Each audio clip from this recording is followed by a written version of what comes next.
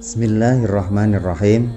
Allahumma salli ala sayyidina Muhammadin wa ala alihi wa sahbihi wa sallim. Amma ba'du. Kali ini kita berziarah di salah satu wali atau ulama penyebar syiar agama Islam di wilayah Kebumen, tepatnya di Lemah Lanang, Desa Sumberadi, Kecamatan Somalangu, Kabupaten Kebumen, Jawa Tengah, yaitu Sayyid Abdul Kahfi Al-Hasani. Makam beliau berada di Komplek Pemakaman Umum Lemah Lanang. Sayyid Abdul Kahfi Al-Hasani adalah seorang ulama Indonesia berdarah Arab. Ia dikenal karena mendirikan Pondok Pesantren Al-Kahfi Somalangu, Kebumen, sebuah pesantren tertua di Asia Tenggara. Ia lahir sebagai anak sulung dari 5 bersaudara dari pasangan Abdul Rashid bin Abdul Majid Al-Hasani dan Syarifah Zulaiha binti Mahmud bin Abdullah bin Sayyid Shahabuddin Al-Husain. Ia merupakan keturunan ke-10 dari Abdul Qadir Al-Jailani dan keturunan ke-23 dari Nabi Muhammad SAW. Beliau menuju Pulau Jawa dengan berjalan kaki, kemudian melalui lautan dan mendarat pertama kali di Pantai Karangbolong, Kecamatan Buayan, Kabupaten Kebumen. Setelah menaklukkan dan mengislamkan Resi Darabundi di Desa Candi Karanganyar, Kebumen, lalu menundukkan Resi Candra Tirto serta Resi Danu Tirto di Desa Candi Wulan dan Desa Candi Mulyo, Kecamatan Kebumen, beliau akhirnya masuk ke Somalangu. Di tempat yang waktu itu masih hutan belantara ini, beliau hanya menanam sebuah tanda dan bermujahadah sebentar.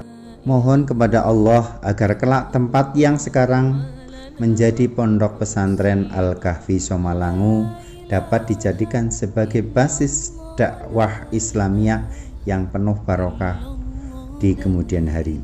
Selanjutnya, beliau meneruskan perjalanannya ke arah Surabaya, Jawa Timur. Di Surabaya, Syekh Abdul Kahfi Al-Hasani tinggal di Ampel. Di tempat itu, beliau diterima oleh Sunan Ampel dan sempat membantu dakwah Sunan Ampel selama 3 tahun.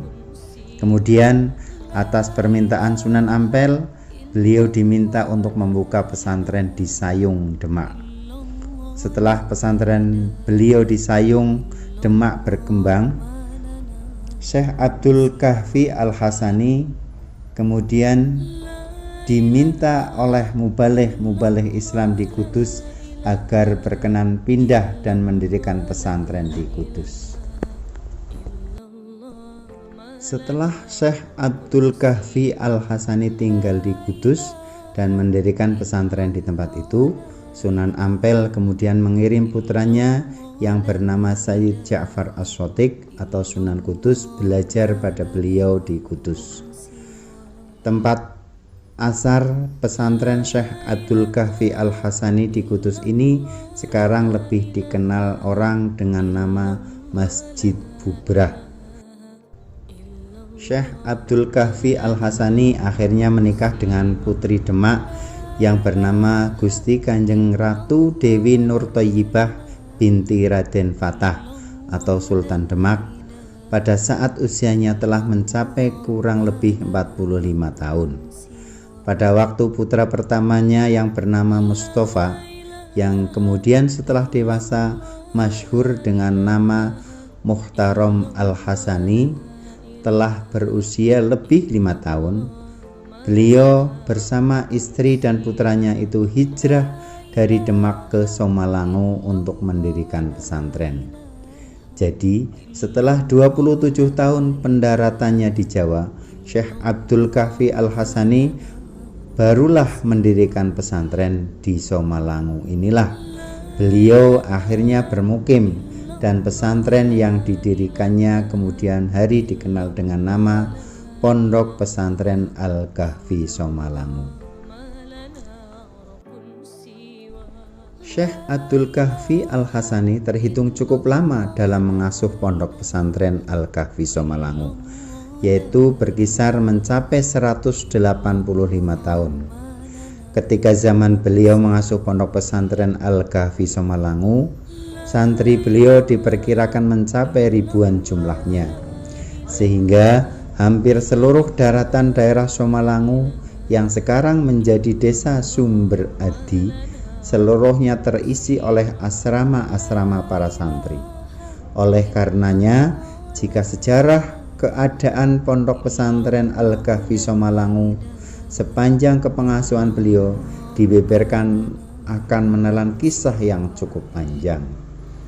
Syekh As-Sayyid Abdul Kahfi Al-Hasani Al-Awwal wafat pada malam Jumat 15 Sya'ban 1018 Hijriah atau bertepatan dengan 12 November 1609 Masehi.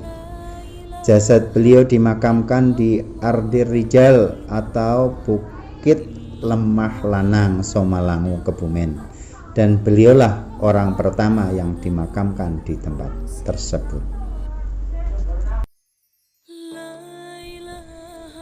Demikian sekilas sejarah Syekh Abdul Kahfi Al-Hasani yang dapat kami sampaikan. Kurang lebihnya kami mohon maaf, apalagi apabila ada kekurangannya mohon untuk diberikan masukan dan menjadikan tambahan ilmu bagi kita semua. Assalamualaikum warahmatullahi wabarakatuh.